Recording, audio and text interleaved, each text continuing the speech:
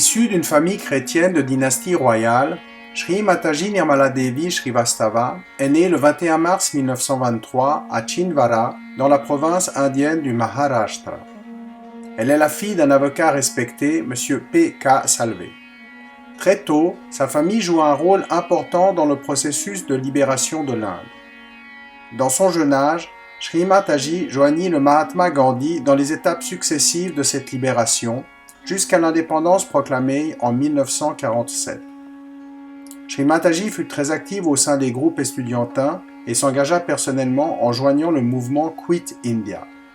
Son adhésion totale à ce processus irréversible de libération de l'Inde lui valut l'ire de l'occupant britannique.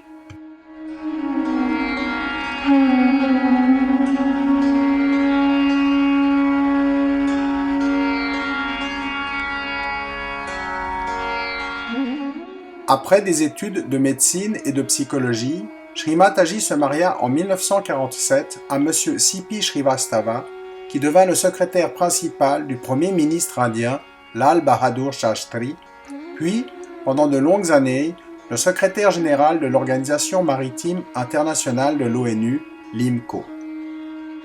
Shri Mataji donna naissance à 2 filles et se consacra entièrement à l'épanouissement de ses enfants et à leur émancipation.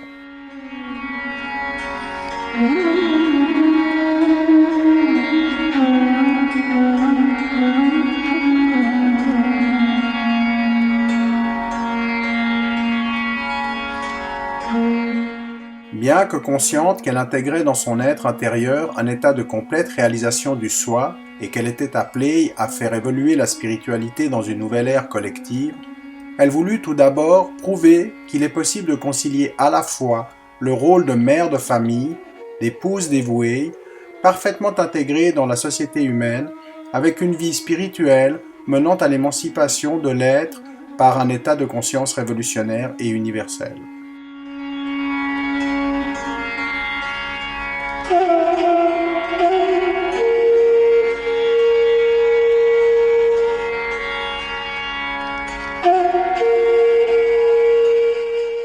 Ce n'est qu'après les mariages de ses filles que Shri Mataji décida de divulguer au monde et de propager progressivement les secrets inexplorés de l'être intérieur. Elle déchiffra, grâce à ses pouvoirs de méditation, l'itinéraire intérieur qui allait donner naissance à une autre évolution, à une libération. Le 5 mai 1970 représente une date charnière dans cette étape de révélation spirituelle.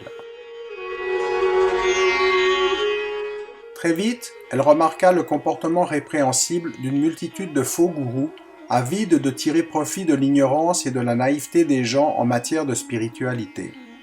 Son seul désir était l'émancipation spirituelle de l'humanité. Le 5 mai 1970, Shri Mataji entra dans un processus de profonde méditation sur la plage de Nargol, dans le Gujarat. Elle fut le témoin direct de l'éveil de l'énergie primordiale, appelée en sanskrit Kundalini, en quelque sorte le soutien évolutionnaire de notre univers. Elle sut, avec l'acuité d'un visionnaire d'un genre nouveau, qu'elle était l'unique personne capable de transférer son expérience d'éveil de la Kundalini à l'ensemble des êtres humains désireux d'accéder à la réalisation du soi.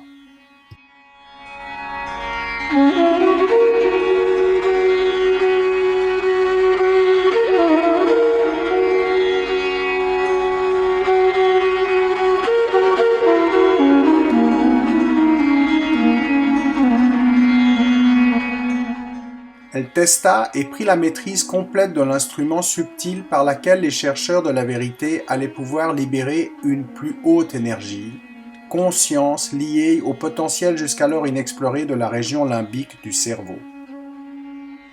Elle mit à la disposition de tout un chacun qui le souhaitait le pouvoir personnalisé de l'éveil de l'énergie résiduelle connu sous le nom de Kundalini, l'éveil à l'état dormant dans l'os sacrum. Elle permit de donner accès à des millions de personnes à leur propre énergie subtile circulant à travers le système parasympathique central. Vous devez demander. Mother, please give me my self-realization. Mère, s'il vous plaît, donnez-moi ma réalisation du soi. 7 times. Demandez-le 7 fois.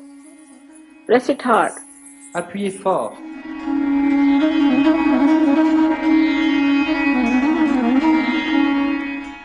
Elle laisse aujourd'hui une méthode qui représente une base réelle et concrète pour un respect universel de la personnalité, une paix vécue dans l'intégration transculturelle.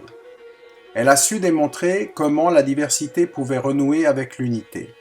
En héritage, elle lègue à l'humanité tout entière un savoir méditatif dit d'union spontanée, Saraja Yoga, qu'il est loisible d'appliquer. En bref, Sri Mataji, au travers de l'éveil de l'énergie subtile appelée Kundalini, a apporté la spiritualité au sein des foyers et des familles de toute classe, de toute race, de toute culture, dans une logique de simplicité et d'accessibilité sans précédent.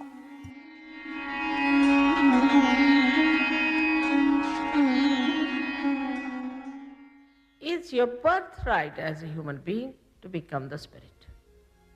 That is what Sahaja Yoga is. Saha means with and Jai is born. Born with you is the right. To get this yoga is the union with the divine.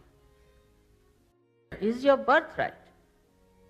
As a human being, you are, as I told you, at the epitome of evolution. And it has to work out. But please open your hearts and open your minds.